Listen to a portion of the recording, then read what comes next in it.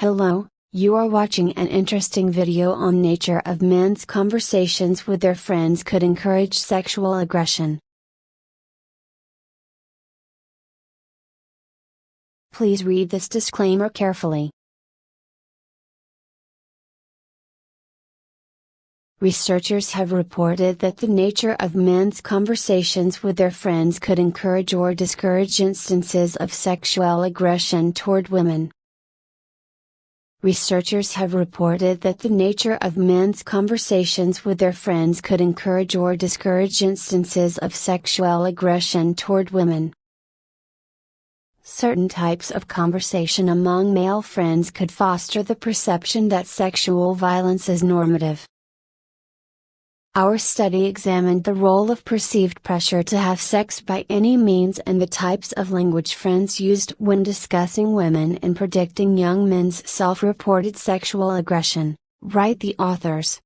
The study is published in the American Journal of Public Health. According to the Rape, Abuse and Incest National Network, RAINN, someone in the U.S. is sexually assaulted every 107 seconds. Each year, there are an average of 293,066 victims of rape and sexual assault aged 12 and above.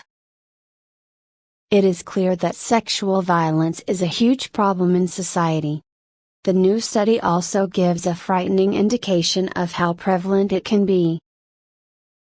For the study, the authors analyzed the responses of over 400 men aged 18-35 who were asked questions about dating experiences during interviews. The authors found that 1/4 of the men surveyed reported making a woman engage in sexual activity, knowing that they were unwilling or unable to consent. The authors also assessed additional information, including self-reported instances of sexual aggression, levels of satisfaction with male friends, perceived pressure from friends to have sex, and participants' comfort levels with statements of objectification. Responses to interview questions and the language used were then coded, allowing the researchers to evaluate both the types of language used to refer to women and peer pressure from male friends. Objectifying statements and peer pressure associated with sexual aggression. Participants that reported committing acts of sexual aggression also reported perceiving more pressure from their friends to have sex in comparison with men who were not perpetrators of sexual aggression. Male perpetrators of sexual aggression were also more likely to have friends who used objectifying statements about women during conversation and were more likely to feel uncomfortable when presented with egalitarian statements about women and dating.